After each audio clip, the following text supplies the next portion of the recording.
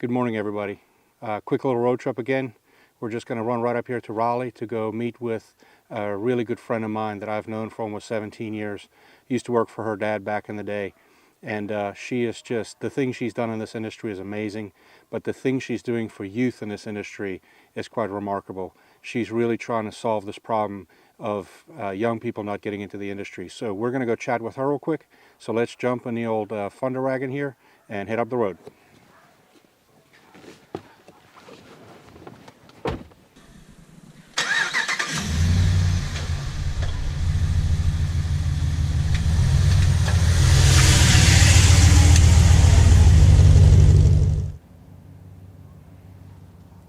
Almost forgot the damn camera. Damn, can't do an interview without a camera.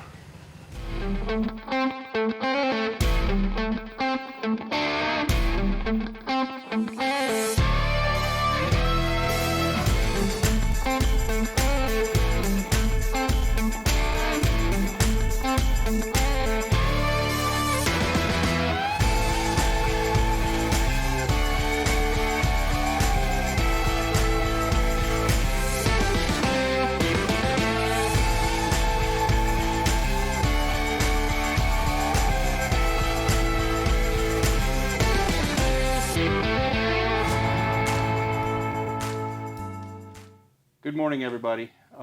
As I promised, we are here with one of my really close friends and just a business leader in the HVAC industry.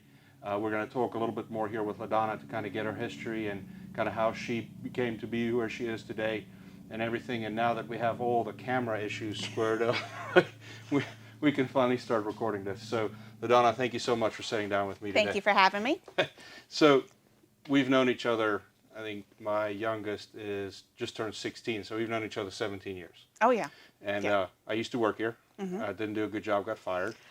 That's not how I remember it at all, but go ahead.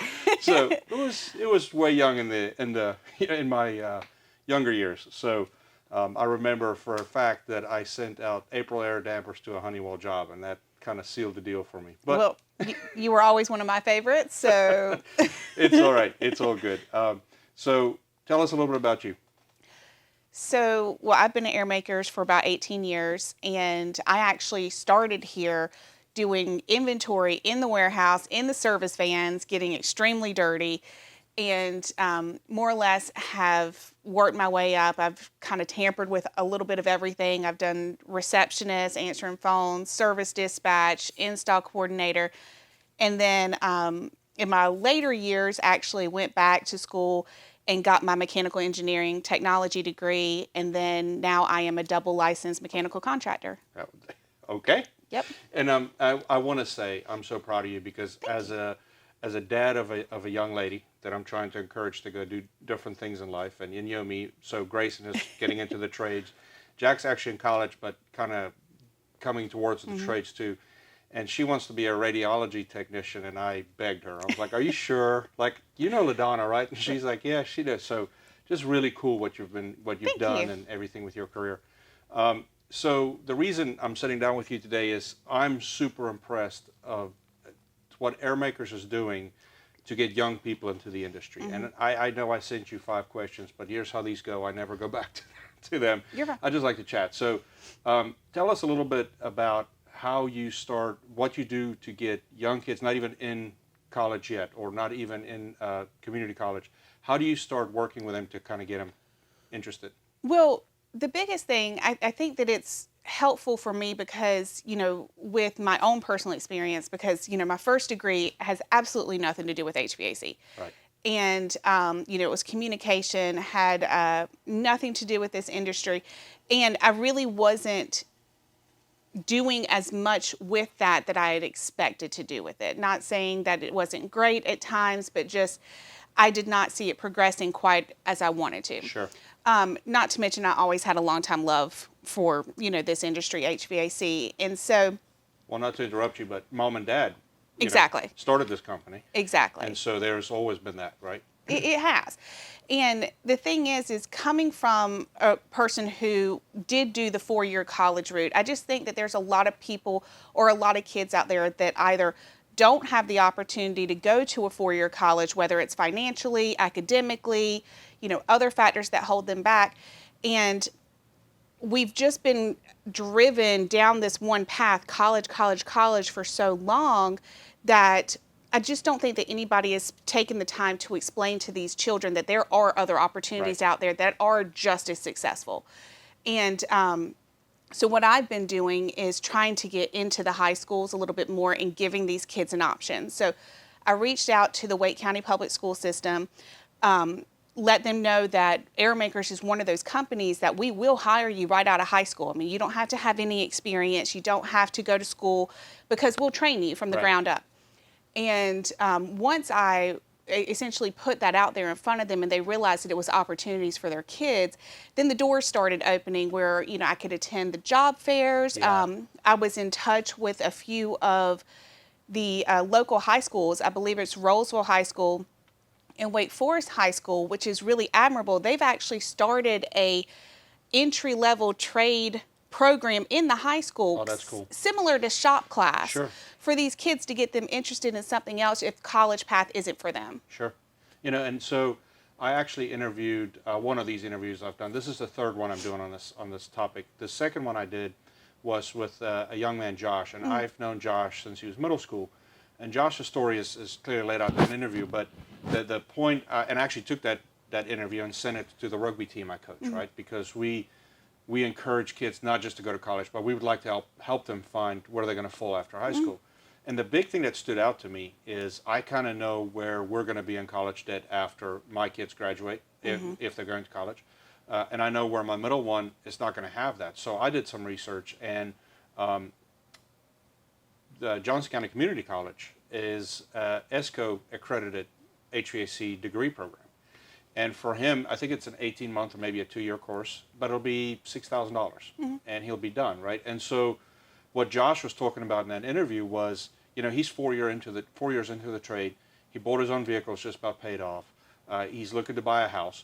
And you can get started so much quicker in life. Oh, the return on your investment is not only quicker, but just so much more efficient with everything. It's like you're working immediately, you're getting that experience immediately, and it's just everything. It more or less is like a fast track to adulthood. Right. And standing on your own 2 feet. Whereas a lot of times these kids with college, and there's nothing wrong with college. It's a wonderful thing, and I'm encouraging my girls to go if that's what they want to do. Right. But it comes down to the fact that there are always going to be those people where that's just not for them. Right. And there are so many benefits to not going to college. So I think that the stigma that was once there, you either go to college or you don't. And the people that don't go to college, there was a stigma where people were like, oh, well, you really should have gone to college. Yep.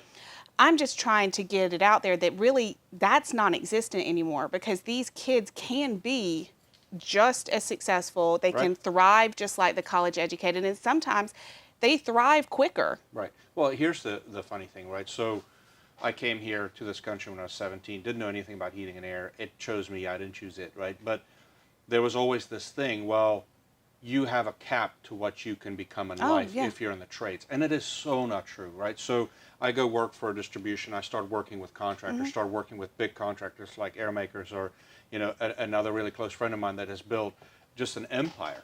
And I look at the life they lead, and it's like they take 10, 15 trips overseas a year. They have people in place to run their really big company because they've worked that hard to get to that point. And there's no difference between him and a surgeon. And so financially, the sky is absolutely the limit. And it's this thing, well, you're going to be in a service truck living in a backwoods double wide trailer for the rest of your life. Not that there's anything wrong with that either, but that is so not true. The possibilities are endless. They are. And I just started a book. It's called The E-Math, I think. And I'm literally on the first chapter. But you can already get the sense where this book is going, right? It's like, quit thinking of yourself as just this, like, I'm in a service truck for the rest of my life, and start thinking as an entrepreneur and start starting to build where you want to be. The very first thing Josh said to me, he said, I'm in this for 4 years now. I'm getting my license. I'm going to do this for a couple more years, and I'm going to break out on my own. good for you. You know, go be the captain of your own destiny type of thing. Oh, yeah. So talk a little, sorry, I don't mean No, to you're interrupt. fine. No, I was just going to say, when you were saying, people have this image about being in their service van for, the rest of their life, it's really, I think that's a stereotypical thought process Right. with a trade, is that people think, oh, well, I'm going to be out in the heat all day. I'm going to be dirty, kind of like that blue collar image. Right. It's not always like that. No. I mean, you can get into the trade. I mean, for instance, I sit at a desk all day. I do math and science all day. Those Right. were my strengths in school. That's what I do for a living, and I absolutely love my job. And there are opportunities that you can break into the trades from like a design standpoint, where you can work your way Right. into that position without going to college, and just by your own sheer will and trying to learn new things. And then you would essentially have a similar lifestyle and career that the executives have, but you don't have all the college debt, and Exactly. you started quicker, and And there's something to be said for the college of hard knocks too. yeah, no, don't get me real. wrong. I love it, but Let me tell you about learning work ethic. When you are on your 9th call for the day in Washington, D.C. traffic, and you got 2 more maintenance coming in, and it's 7 yeah. o'clock at night, or it's 2 o'clock in the morning, and you have an emergency call. That's what teaches you work ethic. And It does. It does. It actually just makes you a better person. I'm sorry, I'm just going to say it. If you know how to take that adversity and turn it into good, you will always be ahead. and You how know? to deal with And customers. to your point, you don't have to get into this trade and be a service tech. I was an installer. I was a service tech. Ended up in sales because I talk a lot, right? Which we've learned you should listen more than talk, I guess. We all do. But anyway, and then got into distribution and started really learning how much I love this industry. And like you, if I can give back to this industry every day, because it has provided a life for me and it's providing a life for my Absolutely. family. So when my middle one said, I'm getting in it, and my nephew, he worked here for a little bit, they want to get in it, I was stoked. I was really, really proud and excited because it is really cool, So talk a little bit about, so you're very active in the school system. So the community college thing is what grabbed my attention. I Yes. was really super excited what you're doing there. So I can't claim, 100% credit for that, because it was, I'll say, attempted to start by someone else here. And for whatever reasons, it wasn't successful. So then I just kind of picked up the reins and ran with it. Sure. So I'm not going to take credit for being the first person that tried. But what I did was I reached out to Wake Tech, and again, similar to Wake County Public Schools, started meeting with them, explaining the differences to them, and the way Airmakers does things, without having to be experienced, without having to go through the tech school, we would hire Right. you. So learned about a really awesome program that they have. They have 2 different programs. It's Wake Work, which is the apprenticeship, but then they also have an internship program where they will pay for the education of their HVAC school students so long as they are working as an apprentice with you. So it gives these kids an opportunity to get that hands-on experience out in the field. They learn from a mentor that works it every day. And while doing so, they get a free education. Right. So these kids come to us. We actually have 5. And they come to us and they work around their school schedule. So they work with us Monday, Wednesday, Friday, full time. Tuesdays and Thursdays, they're in class all day. And so they're getting the benefit of both the in the classroom education, but then they're also getting the hands-on experience out in the field. Right. The things that I love about it is, there's a lot of people who, when you first start out in the field, or even some of the school, they're just teaching you the basics, and there's absolutely nothing wrong with it. Foundation is key. But, at Airmakers, we are actually teaching quality work. We have a standard here because we do a lot of luxury high-end Yes. homes. Right. We do a lot of the private schools and things like that. So there's a certain standard that we have. And by getting these children, I shouldn't say children, they're not really young Well, adults. Young adults, right. By getting these young adults into the field when they're at a very early stage in their life, we're able to really slow down that aspect of it and take the time to say, okay, what, this is why we externally wrap all of our duct work, or, this is why, we do this over that. Right. And it gives them a no pressure, no rush opportunity to learn a high quality skill while also learning in the classroom. And then once you have that as a foundation, you can go anywhere. Yeah. You know, and what I want to kind of highlight there, you know, there's no statistic on this. I'm speaking of my opinion. There's more people in this industry where the industry picked them, they didn't pick the industry, right? Yes. So they were in a need of a job, jumped in with a company, and all companies have bad habits, right? Mm-hmm. So now you're a young guy, you learn the beer can cold method, right? Right. And we're sizing houses from the curb, you know? Or if it fits in the square. That's exactly right. So, but you get taught those things not knowingly. It's not your fault, but this It's is not. kind of what you get taught, right? And so then you start perpetuating that. You get the new guy under you that you're coaching, and it just kind of brings us things. So what I love about what you guys are doing, I worked here. I know how high the standard is here, and the quality of work that just has been instilled in this company by your dad and his partner, and it was like, you know, now that you guys are getting people in and teaching them the Airmakers way, hopefully they'll be here long term. But if they're not, you guys have just raised the level of the industry. Well, what's really nice about the Wake Tech program, going back to that, is when you sign on as an apprentice, you have them for a minimum of 5 years. Yeah. So, you know, we have a 5-year commitment to these young adults to teach them everything we can possibly teach them within that time frame. Right. And at the end of 5 years, you've not only essentially created an employee that understands your values, understands your work ethics, understands your quality level, Right. but then also a sense of loyalty, because you played such a key factor in their education and such a key factor in breaking them into the industry. I mean, it's an outstanding program, mutually beneficial, both with the young adult student and then with our company. It's just been absolutely fantastic. Yeah, no, I was blown away when I Yeah. saw this. Now, are you guys working with Wake County or Johnson County Community College, or both? So right now we're working with Wake Technical Community College. Okay. I have spoken to the other community colleges as well, and our I don't know what to say. Our corporate office, I apologize. Sure. Our corporate office, Southeast Mechanical, has different branches in different locations. And so after they've learned about what we've done with this program, they're actually going to reach out to their community colleges in their areas, which would be like Mecklenburg, Right. Wayne Community College, Right. and things like that, and try to get their own program started. But it started here with Wake. It's super smart, and it's kind of like you're building your own workforce. You know, the biggest complaint in this industry, we can't find people to come work for us. What you guys are doing is you're literally creating your next crop of service technicians every year, and that's Well, yeah. really smart. Well, and the thing with these, young adults too is, and this is what I tell them. So a lot of times when I was getting this program started, I got invited by the community college for a couple of different things. One was to do actual interviews and see if I wanted to bring anybody on as an apprentice. But then I also had an opportunity just to do mock interviews with these young adults to give them a chance to see what an interview is like, ask them questions. And it really gives you insight into what these young adults are not only looking for in other companies, but also what they might be lacking as far as information and as far as how to apply for jobs and how to really break into, the career force. Right.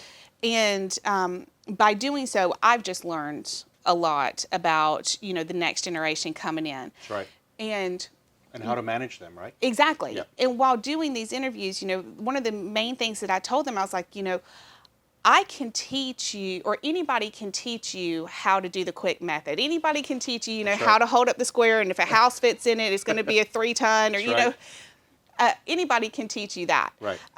Not everybody can teach you how to really perfect air distribution in a Right. really complex, home. For instance, like I did a house recently, had 28 tons of cooling in one house. Yeah. It's Huge unheard house, of. right. It's unheard of. And not everybody can teach that. Yeah. We can. Right. And then once you can learn that and really do well at those complex systems, you can learn anything anywhere. It's like riding a bike. It just comes easier after that. Yes, absolutely. So Well, and it becomes down to the rules of this is how we distribute air, right? It is. And so there's an Airmakers way, and then there's an everybody else way. There is. And I'm biased, but yes. No, but that's what I learned when I was here, and that was a big deal when I laid out systems. I laid it out the way that I knew was going to be comfortable for the customer in the long run. So, absolutely. I'm going to kind of just bring it full circle, wrap it up a little bit. I want your advice to this two-part question, Okay. and it's loaded, by the way. I want your advice to young people that might watch this, because I'm releasing this to my kids I coach, and I know it's going to my YouTube channel, but What advice do you have for them if they may be considering this career? Well, my first piece of advice for any young adult is don't let anything deter you from what you think you might want. So for instance, I'm a girl in a mostly, predominantly Right. male industry. I could have quit a long time ago. I went into, I think you were working here the one time when I signed up for my first training class, and I went into the training class fully expecting a classroom experience. I had my dangle earrings on and everything, and little did I know I would be learning how to, brace a coil. That's right. And, but I didn't let that deter me. I just kept going. Right. And so. Had fun at it too. And had fun at it, and honestly kicked some of the guys' butts in the Did. class. Absolutely. But my biggest piece of advice would be just don't let anything deter you from what you want, whatever that is. Whether it's, hey, I'm not so great at school, my grades aren't where they need to be, or I'm female, or, I don't have the finances for it, because there are always ways to work around it. Yeah. Okay. You don't necessarily have to be a scholar to be in the trade. You don't necessarily, again, with the weight tech program, they'll pay for your education. There's always ways around it if you look for it. So Right. just don't let anything deter you from that would be my first piece of advice. And then the second piece, and I'm sorry, I've got... No, the second question is, give the same advice, but talk to the girls. And I'll tell you why. Okay. I'll tell you why I say that. Okay. I don't think there's enough girls getting into this industry. No. And I think it's this stigma that this is a boy type of thing. Only boys can do this. It is not the truth. It's not. And I've tracked this through some training programs throughout the country. Some of the top leading technicians in this industry is women. And they're more detail oriented. They're more caring, all these other things. So give some advice to the girls watching you today. Well, Young ladies, sorry. Yeah, no, you're fine. The advice I would give to the young ladies would be, or actually, it's not really advice. It's going to be, think about the joy that you're going to get when you kick a boy's butt in a classroom, or the joy that you're going to get when you see a boy as a service technician, and you roll in there, and then you're a service technician, and you can, not only compete, but in some cases excel. I mean, Right. That in itself to you is just such an accomplishment, because every day you have an opportunity to prove the stigma is wrong. Every day you have an opportunity to say, you know what? It's not about what gender we are. It's not about, Right. what we've done with the rest of our life. It's about what we're doing today and how we are excelling today. And I agree. I love it. I coach a girls rugby team. Oh, yeah. So I'm taking. I need more coaches. So if you're ready, come on. We I know nothing about rugby. Doesn't matter. It doesn't matter. LaDonna, thank you so much. Yeah. This was super insightful, and I hope that you can use this video to just kind of get the message out there more and more, because I think that there's 80,000 job openings in this industry this year, and they said by 2026 we'll be up to something like 136,000 job openings. It's not getting better; it's getting worse. Well, and to say, just to expand on that, and I know you're wrapping things up, but going back again to the college versus the trade conversation, is that the colleges right now, because of the stigma, they're oversaturated. Yes. And all of those career paths coming out of the colleges, I shouldn't say all, but vast majority are oversaturated. And they're saying that now the trade have all these openings because we've just been pushing people down that path for so long. And so now it's more important than ever to really get into the trade. So thank you for what you're doing, because honestly, you're taking steps to try to build it back up and knock the walls down, and we appreciate it. I think everybody should get involved with this. Absolutely. I think there's a huge initiative here to get the kids or the young adults and young people into this. And, we write the kids off because we see them on their cell phones, we see them in the video games. We don't give them enough credit. No. And I think that this is a big deal, and I think we should keep pushing. So absolutely. Awesome. We'll keep working together some more. Looking forward to it. Thank you so much. Thank you. All right, guys. Thank you so much for watching. If you like this video, please like and subscribe, and that way you guys can get some notifications when we post some new stuff. Thank you so much. Thanks.